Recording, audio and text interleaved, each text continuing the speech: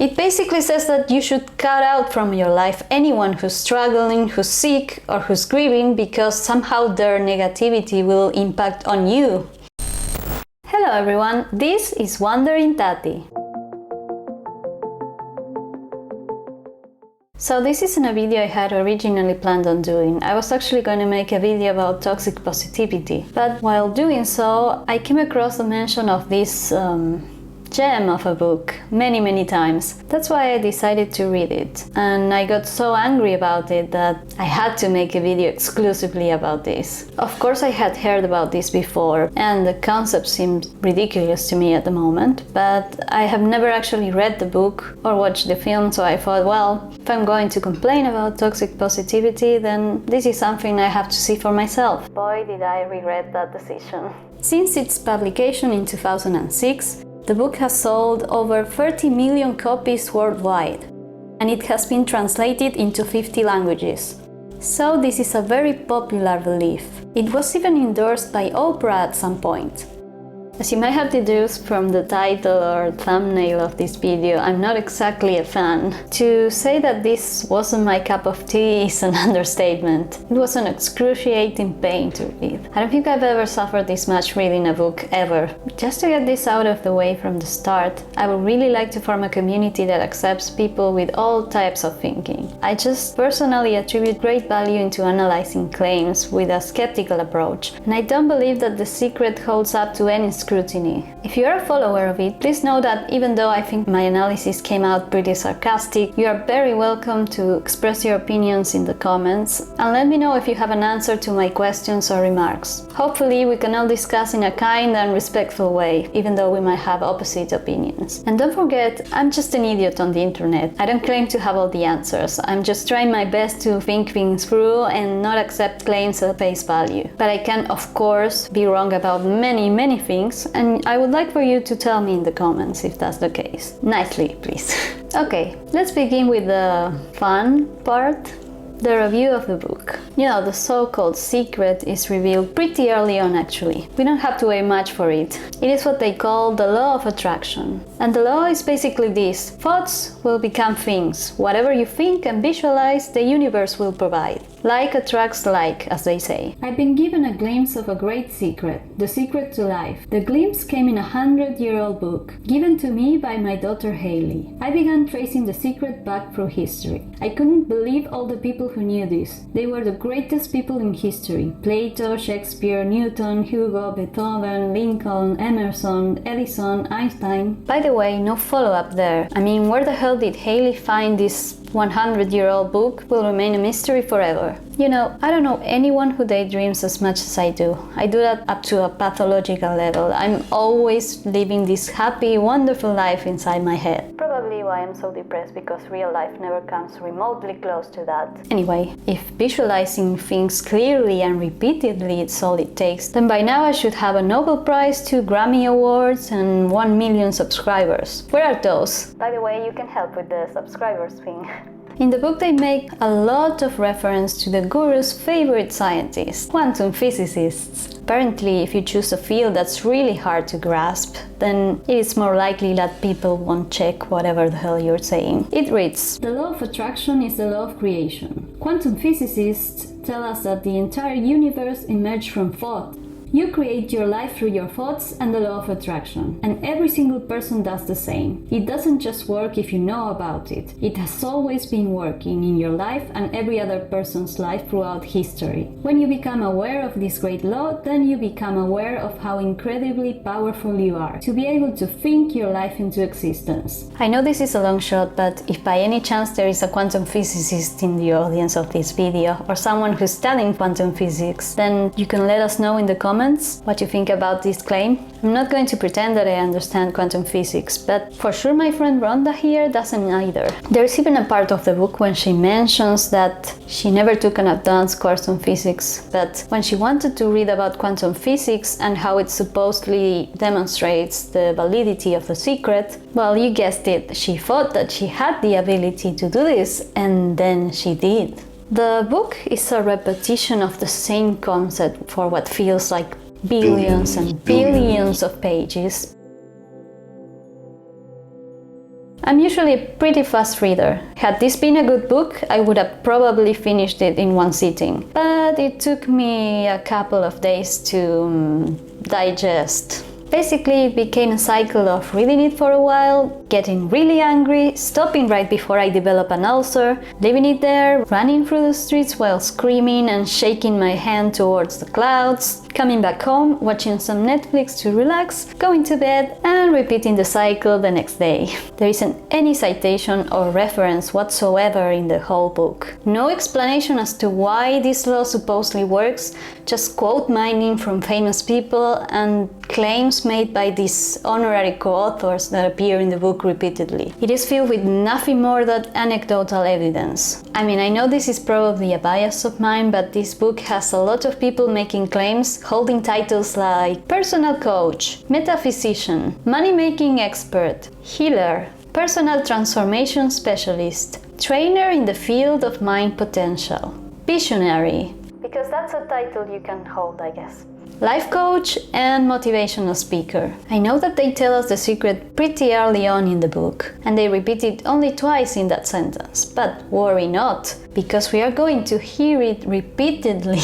In every page of the book, we are going to hear it about 800 billion more times, so that it is ingrained in your brain. We will repeat it over and over and over until you feel like you have been given some evidence to back it up, when in fact you were not. I'm gonna read you this part because I just found it hilarious. It seems that the universe is nothing more than a poorly trained chatbot. If you think, I don't want to spill something on this outfit, then the universe will get, I want to spill something on this outfit and I want to spill more things. I don't want bad haircuts, I want bad haircuts. I don't want to be delayed, I want delays. I don't want that person to be rude to me, I want that person and more people to be rude to me. no judging, I don't want the restaurant to give away our table, I want restaurants to give away our tables. I don't want the shoes to hurt, I want shoes to hurt. in general. I can't handle this work, I want more work than I can handle. I don't want to catch the flu, I want to catch the flu and I want to catch more things. I don't want to argue. I want more arguing. Don't speak to me like that. I want you to speak to me like that and I want other people to speak to me like that. The law of attraction is giving you what you are thinking about, period. Wonderful. Now let me share this other part with you. This time not because it's funny, but because it's infuriating. If you are complaining, the law of attraction will powerfully bring into your life more situations for you to complain about. If you are listening to someone else complain and focusing on that, sympathizing with them, agreeing with them, in that moment you are attracting more situations to yourself to complain about. I can't believe it.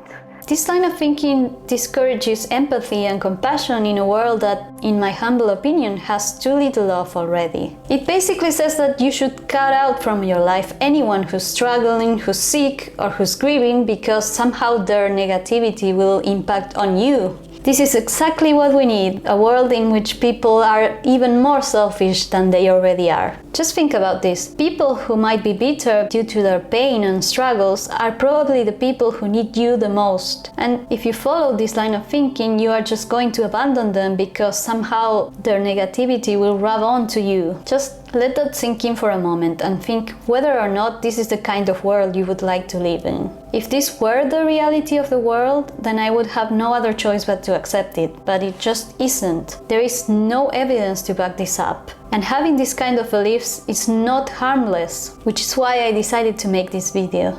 At some point she says that our thoughts can be chosen by us, with our own free will. Well, I don't think that's the case. It seems to me that thoughts just arise and then we notice them and rationalize them somehow. In fact, I don't even think we have free will, at least not in the sense that we might think we do. But that's a discussion for another day. Then at some point, Michael Bernard Beckwith mentions, oftentimes when people begin to understand the great secret, they become frightened of all the negative thoughts that they have.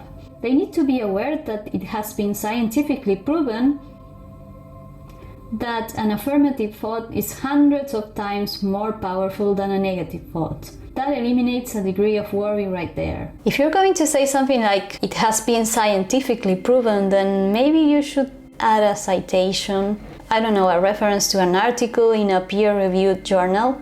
Just saying. Oh, and another thing, well thought, Michael. Don't make the rules completely impossible to accomplish, otherwise you will lose followers. It is quite convenient that somehow affirmative thoughts outweigh the negative ones. Just a question, wasn't it the case that it simply gives you whatever you are thinking about? You are thinking about not having a bad haircut, then you get a bad haircut. It is not supposed to recognize what kind of thoughts you're actually having. It seems none of them means anything in particular to the universe. So why on earth would affirmative thinking have more power than negative thinking? I don't get it. Now moving on to a lovely section that I like to call "Yes, you did attract all the bad things that happened to you."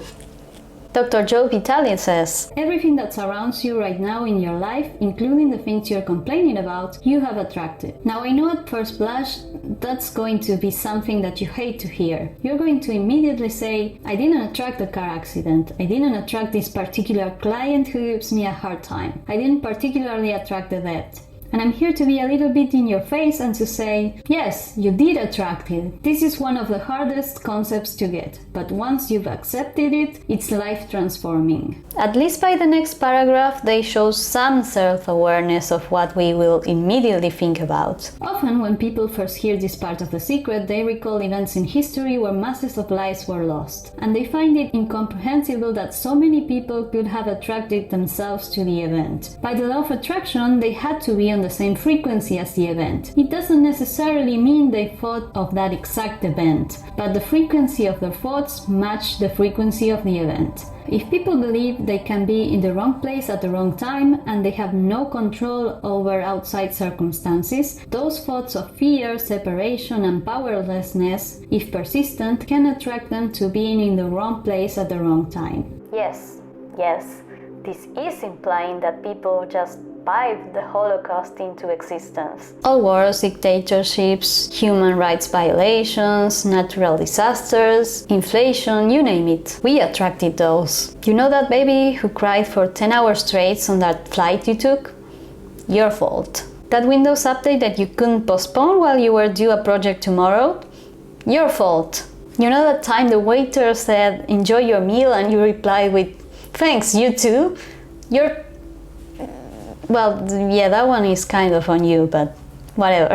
Oh, and now it seems that it's not that they actually thought about the specific event, but that they vibrated in the same frequency as the event. This wasn't the case when you thought that you didn't want a bad haircut, you just got a bad haircut. In that case, it seemed like you were definitely going to get exactly what you're thinking about. So which one is it? It says, "Just like the law of gravity, the law of attraction never slips up. You don't see pigs flying because the law of gravity made a mistake and forgot to apply gravity to pigs that day. Likewise, there are no exclusions to the law of attraction. If something came to you, you drew it with prolonged thought. The law of attraction is precise." It is precise, but apparently it cannot be scientifically measured whatsoever. Oh, and it seems that, of course, Einstein knew the secret. And the authors go as far as to being inside Einstein's head to know his motivations. Marcy Shimoff shared a wonderful quote from the great Albert Einstein. "The most important question any human being can ask themselves is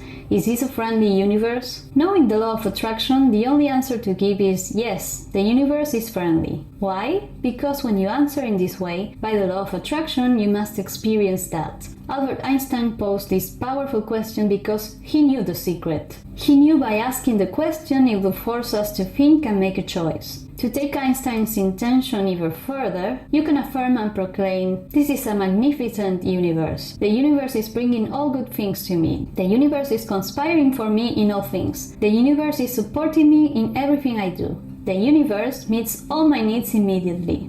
Know that this is a friendly universe." You know, the same way that people start using Hitler's quotes in middle of a discussion to mean everything evil, which, don't get me wrong, one of the worst humans in history, okay? But I'm also tired of people using Einstein's quotes to mean everything smart. I mean, he was indeed a great scientist, but he was also a human being, so he is bound to say stupid shit once in a while at least. You can't just take whatever he says and make it to be the revealed truth. Then at some point, Jack Canfield mentions, "Since I learned the secret and started applying it to my life has truly become magical. I think the kind of life that everybody dreams of is one I live on a day-to-day basis. I live in a $4.5 million mansion. I have a wife to die for. I get to vacation in all the fabulous spots of the world. I've climbed mountains, I've explored, I've been on safaris, and all of this happened and continues to happen because of knowing how to apply the secret." And by applying, he might mean scamming people with it and get their money. Then they follow by saying how the made-up story of Aladdin demonstrates the secret, apparently. James Ray says, "The story now goes that there are 3 wishes, but if you trace the story back to its origins, there's absolutely no limit whatsoever to the wishes. Think about that one. Now let's take this metaphor and apply it to your life. Remember, Aladdin is the one who always asks for what he wants. Then you've got the universe at large, which is the genie. Traditions have called it so many things. Your holy guardian angel, your higher self. We can put any label on and you choose the one that works best for you. But every tradition has told us there's something bigger than us. And the genie always says one thing. Your wish is my command." Okay, yes. So take whatever you already believe in and apply it to this thing that I'm telling you so that you know that it's true. Oh, I have a random question. What happens if 2 people that believe in the secret are asking for mutually exclusive results? Like, for example, 2 members of different teams who would like to win a football tournament, or different people who would like to get a specific award or a job position. What happens then? Oh, and what if you want to go out with a certain someone and then you're thinking about that, but that certain someone wants to go out with another person? What does the universe do in that case? I imagine someone like Brad Pitt might have to go out with different people every minute of their day. Like, when does it stop? You don't need to know how it's going to come about. You don't need to know how the universe will rearrange itself. How it will happen, how the universe will bring it to you, is not your concern or job. Allow the universe to do it for you. When you are trying to work out how it will happen, you are emitting a frequency that contains a lack of faith, that you don't believe you have it already. You think you have to do it, and you do not believe the universe will do it for you. The how is not your part in the creative process. So basically, you cannot doubt this at any point. Do not start thinking about it. Just think about what you want and you will get it. Remember that you are a magnet attracting everything to you. When you have gotten clear in your mind about what you want, you have become a magnet to draw those things to you. And those things you want are magnetized to you in return. The more you practice and begin to see the law of attraction bringing things to you, the greater the magnet you will become, because you will add the power of faith, belief, and knowing. Then at some part she mentions her struggles with losing weight, and she says something on the lines that if you think that you need to lose weight, then you will attract needing to lose weight. So get having to lose weight out of your mind. It's the very reason why diets don't work. Because you are focused on losing weight, you must attract back continually having to lose weight. The second thing to know is that the condition of being overweight was created through your thought to it. To put it in the most basic terms, if someone is overweight, it came from thinking fat thoughts, whether the person was aware of it or not. A person cannot think thin thoughts and be fat. It completely defies the law of attraction. Whether people have been told they have a slow thyroid, a slow metabolism, or their body size is hereditary, these are all disguises for thinking fat thoughts. If you accept any of those conditions as applicable to you and you believe it, it must become your experience, and you will continue to attract being overweight. So do not believe whatever your doctor tells you about your health and just think thin thoughts. Oh, another random question. Is there not enough people right now in the world with a clear vision that cancer will be cured? I guess not. And didn't anyone visualize themselves as being immortal? I mean, you say that there is no limit to what the universe can give. Our friend Bob here recommends that we start small. Attract a cup of coffee today. Some people have an easier time with little things. And so we sometimes start with something small like a cup of coffee. Make it your intention to attract a cup of coffee today. Okay. Yeah, I will do it. Yeah. Coffee, coffee, coffee, coffee, coffee, coffee, coffee, coffee.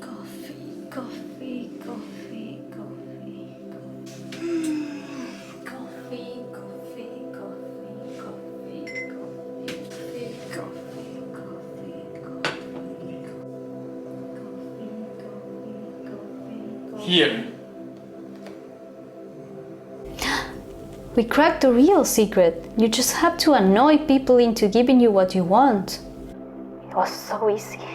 I would like to share a process with you that came from the great teacher Neville Goddard. This process has had a profound effect on my life. Neville recommends at the end of every day before you go to sleep to think through the events of the day. If any events or moments did not go the way you wanted, replay them in your mind in a way that thrills you. As you recreate those events in your mind exactly as you want, you are cleaning up your frequency from the day and you are emitting a new signal and frequency for tomorrow. You mean like how I stay awake at 3 a.m. thinking about the great comeback I should have said to that annoying coworker today, or thinking how I should not have said that stupid thing I said in front of the whole class in 5th grade? Because I do that. To not make this completely negative, at some point they mentioned that if someone is appreciative of a kind act you did for them, then this will reinforce you into doing more things for them. That sounds reasonable, okay. I don't see anything wrong with practicing gratitude up to a certain point at least. But forcing yourself to be grateful in a moment when your life sucks doesn't seem healthy to me.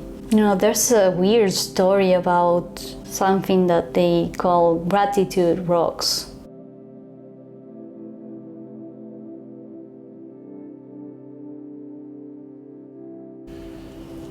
I mean, I don't even know what to don't even know what to say. Like, you sell people rocks that you found on the street for $10 a piece, and then you just try to brush it off like, sure, it's for charity, so it's fine. About the topic of money, they say that the only reason that someone doesn't have money is because they are blocking it with their thoughts. Every negative thought, feeling or emotion is blocking your good from coming to you, and that includes money. It is not that the money is being kept from you by the universe, because all the money you require exists right now in the invisible. If you do not have enough, it is because you are stopping the flow of money coming to you, and you are doing that with your thoughts. You must tip the balance of your thoughts from lack of money to more than enough money. Think more thoughts of abundance than of lack, and you have tipped the balance. When you need money, it is a powerful feeling within you, and so of course, through the law of attraction, you will continue to attract needing money. So if you are starving in the streets, then please stop thinking that you're hungry, because you will attract more hunger.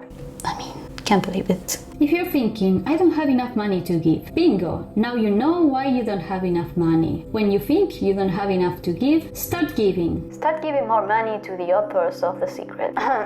Then it says at some point, many people have sacrificed themselves for others, thinking when they sacrifice themselves they are being a good person. Wrong! To sacrifice yourself can only come from thoughts of absolute lack, because it is saying there is not enough for everyone, so I will go without. Those feelings do not feel good and will eventually lead to resentment. There is abundance for everybody, and it is each person's responsibility to summon their own desires. You cannot summon for another person because you cannot think and feel for another. Your job is you. When you make feeling good a priority, that magnificent frequency will radiate and touch everyone close to you. Again with this absolutely selfish behavior. You cannot care for anyone else. You don't have to, because you just have to think about whatever you want. Everybody else is responsible for their own luck. You shouldn't help anyone, right? That's what it's saying. Okay, they also talk about relationships. The chapter is kind of ridiculous, but it's not the worst thing I've read. I mean, I can get on board with you needing to love yourself before entering a relationship with someone else. That's definitely not the worst thing I've read in this book. Implying that people vibrated the Holocaust into existence, that's probably it. Anyway, there's this story about a guy who was a good-looking actor and painted this naked woman wrapped in fabric and looking away from him, and apparently he was unlucky in the romance department. And the woman telling this story, Marie Diamond, asked him what he wanted, and he said he wanted to date 3 women a week, so she encourages him to paint himself with 3 women. And yes, whatever the universe provided, he started dating 3 women per week, just as he wanted. Then, sometime later, he said he wanted to get married, and so he painted himself getting married and settling down, and that's what he got. And then there's this story about a woman who starts leaving an empty space in her closet and all around her house to make room for the perfect man to come along, and then she gets it. Fine, whatever. And then at some point in the book, of course, they discuss health. I mean, I knew this chapter was going to get me so angry.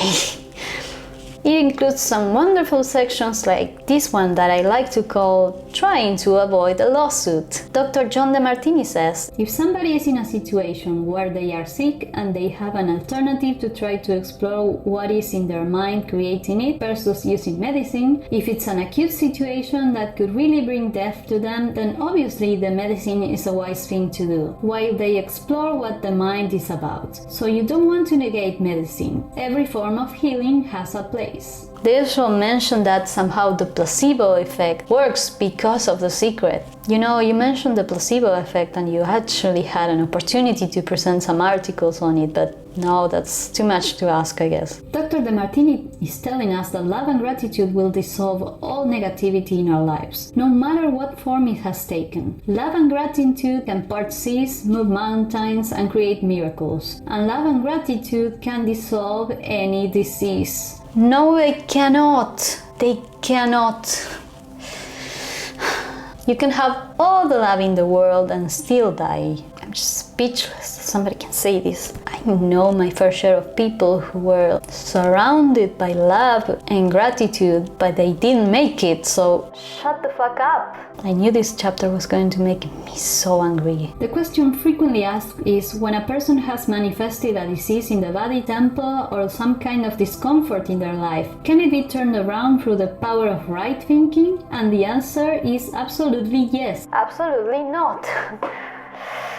I'm just speechless that people can actually say this seriously. I guess you never had a loved one who died from a disease. Someone who was a wonderful person, who had a great kind of thinking, but they just didn't make it because that's what happens sometimes. Diseases suck. Oh my god.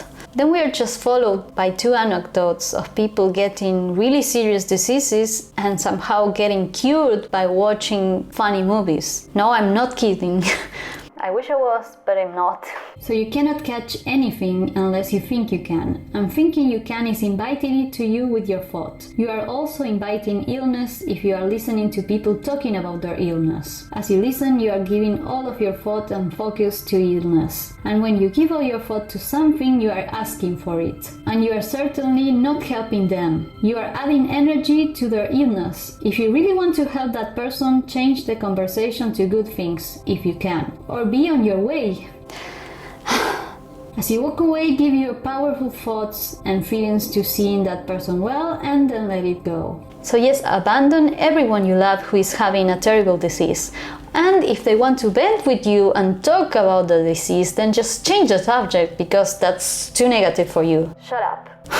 Then they go to discuss global events, and they mention things like the anti-war movement is actually counterproductive because it creates more war, because you're thinking about not wanting war, so you will get war. Then you should just follow a pro-peace movement, because that's a really different thing. The anti-war movement creates more war. The anti-drug movement has actually created more drugs. Yeah, okay. Because we're focusing on what we don't want. Drugs. Mother Teresa was brilliant. She said, I will never attend an anti-war rally. If you have a peace rally, invite me. She knew. She understood the secret. Look what she manifested in the world. I guess they didn't get the memo that Mother Teresa was kind of controversial. You cannot help the world by focusing on the negative things. As you focus on the negative events of the world, you not only add to them, but you bring more negative things into your own life at the same time. When the pictures have appeared of something you do not want, it is your cue to change your thinking and emit a new signal. If it is a world situation, you are not powerless. You have all the power. Focus on everybody being in joy. Focus on abundance of food. You have the ability to give so much to the world by emitting feelings of love and well-being, despite what is happening around you. Listen, I agree that you have the ability to do so much for the world, but you can do that with your actions. With your actions you can change things, not by just thinking about them. If you don't do anything, you will not change anything. You are capable of changing the world, not in every way you desire. You cannot change everything you want. If you have all this love and kindness inside you and you want to channel it into something good, then just do it. Choose a charity. Spend your time with people who are sick and need your support. Love the people around you. Be kind to others on the street. You will change the world with your actions. Your actions, okay? Sorry for getting hungry.